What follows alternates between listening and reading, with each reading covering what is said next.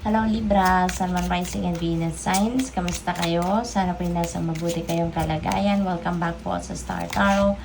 Kung bago kayo rito, welcome din kayo. Thank you for your support. I truly appreciate it. God bless you all. Maraming salamat po sa inyong mga likes and subscribes po, pati na din sa mga comments po ninyo. Maraming salamat. Ang paunang mensahe po ninyo ngayon, Four of Pentacles. Ayan. So, parang you're holding on too much, no? Sa inyong pera, sa inyong kayamanan, yung gano'n. Siguro kahit meron kayong mga kailangang pagkagastusan, no? Necessity, siguro nahihirapan, no? Nahihirapan kayong maglabas ng pera. So, probably gano'n ang ganap dyan. Kasi mas priority ninyo yung pagsisave, no? Pero ang hinihingi, no, ng energy na to is balance, okay? So, kailangang may balance sa pagmamanage ng inyong pera. Merong allocation sa mga bills, sa mga necessities, sa groceries, sa mga pangangailangan, no? Sa mga basic needs, no? And also, dapat meron ding naitatabi. Meron ding savings kahit papano. Merong mahuhugot pagdating ng panahon na kailangan, no, ng kunyari emergency pera. So, yun ang panawagan ni Four of Pentacles dito, no? Manage your money wisely at saka balance lang, no, sa pagmamanage ng inyong pera, sa allocation ng kung ano ang dapat na puntahan, no, ng pera. We have Ace of Swords. Ayan. So, Ace of Swords is a new beginning energy. No? Because this is an Ace. At saka, this is also victory energy. So, most likely, meron kayo rito pagtatagumpayan. Meron kayo rito success na makakamit dito. No? So, and maraming mga bagong impormasyon. Merong mga inspirasyon, maraming mga detalye na maaring dadating sa inyo at yun ang magiging susi kung bakit kayo magtatagumpay. Magbibigay ang mga yan, no, ng kalinawan sa inyong isipan, magbibigay yan ng clear direction of where you're heading, kaya mapupunta kayo sa tagumpay. What else? We have Ten of Swords. This is another new beginning energy kasi tens represents endings and beginnings. Okay? So, sumisikat na ang araw, no? Dito sa card Libra. Kaya magandang sign ito na papunta ka na sa pagbangon, papunta ka na sa pag-bounce back sa buhay. Kasi ang iba sa inyo dito, nanggagaling kayo sa masalimuot na sitwasyon, nanggagaling kayo sa heartache, heartbreak, no? Nanggaling kayo doon sa sitwasyon na na-deceive kayo, naloko kayo, diba? Na pagsinungalingan kayo, na backstab kayo, yung parang na-traidor kayo ng kung sino man. At masyadong masakit ito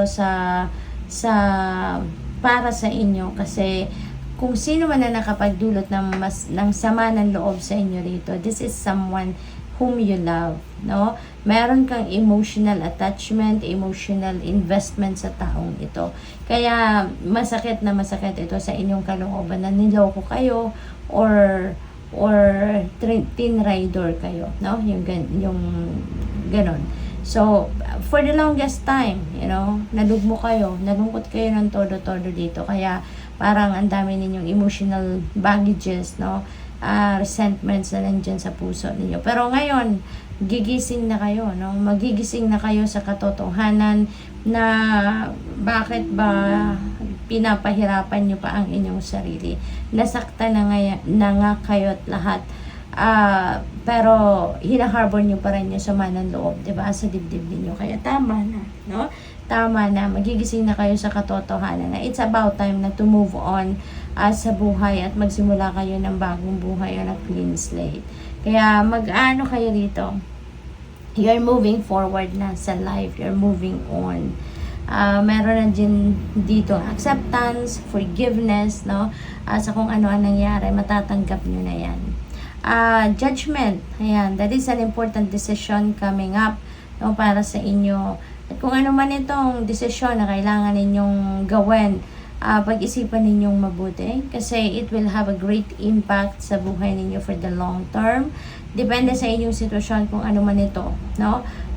Yung pag-desisyon ninyo dito, yung pag-address ninyo sa sitwasyon na to is going to liberate you, kaya magiging masayang-masaya kayo. Kasi parang siguro in the past, hindi ninyo ito pinapansin na sitwasyon na to. Alam niyo nandiyan dyan ang sitwasyon na yan, pero hindi niyo pinagbibigyan ng panahon or attention, no? Kaya ngayon, magiging magiging masaya kayo, makakalaya na kayo from that, no? Sa sitwasyon na paulit-ulit, pabalik-balik, pero ngayon, eto na, matatapos na yon at mapagdedesisyonan nyo na ng maayos. So, good luck.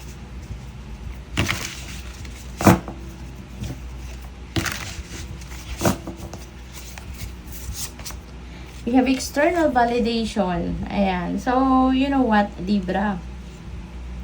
Hindi nyo kailangan, hindi nyo kailangan ang validation ng ibang tao. Hindi nyo kailangan ang approval, ng ibang tao para mapatunayan nyo lang na you are worthy, of success. You are worthy of good things. You are worthy of happiness. Hindi mo kailangan yun. Kasi higit kanino man, ikaw lang ang tanging nakakakilala sa inyong sarili. Ikaw lang yung tanging nakakakilala sa buo mong pagkatao. Ano man yung kakayanan ninyo, ano yung mga talents, skills, and gifts ninyo, anong pag-uugali ninyo, capabilities ninyo, kayo lang ang nakakakilala sa inyong sarili. Kaya, wag ninyong hanapin yung validation from other people kasi hindi ninyo kailangan yon. You are good enough. Katulad din ng iba, you are good enough. You have all it takes to be successful. Okay? At hindi mo kailangan na i-validate ka ng ibang tao kasi ikaw ang tanging makakapag-validate sa sarili mo. Okay? So, tignan natin kung ano pa ang ganap. We have balance. Ayan. You need balance sa buhay ninyo. Maaring meron dito mga nagmamanifest na mga imbalances sa buhay ninyo. Siguro merong mga discomfort, physical discomfort kayo na i-experience. Maaring meron kayong mga nararamdaman ng mga pananakit ng katawan, ulo, mga ganun, or other parts of the body, or baka meron kayong mga bagay na pinoproblema sa ngayon kasi maaaring na-neglect ninyo or na-overlook ninyo, yung mga ganun ba? Kasi nga, maybe walang balance walang balance kaya maaaring ganun ang ganap. We have magic happens when you most expect it. Ayan. Kasi nga, di ba, yung magic, it's the universe's way, 'di ba, of surprising us, 'di ba? Nag-unfold ang mga bagay na kunyari katulad ng mga miracles, 'di ba?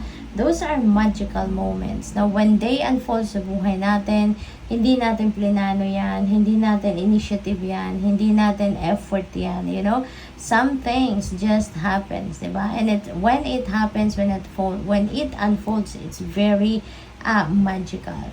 So, mararamdaman din ninyo yun, when something magical is about to happen. You can feel it, you can sense it, na kung nagpe-pay attention kayo sa inyong pakiramdam, sa inyong intuition, you can sense that there is something magical or something miraculous is going to happen. What else? What does your soul say? Ayan. So, ito yung magandang pagnilay-nilayan at pagmuni-munihan ninyo sa ngayon, Libra. What does your soul say? Diba? Na naghahanap kayo siguro ng external validation. Diba? Your soul knows. Diba? Na magaling kayo. Your soul knows na you are good enough. Diba? You have all it takes para maging matagumpay ka sa buhay. Your soul knows. So, good luck sa'yo. Thank you for watching. Love and light. Namaste.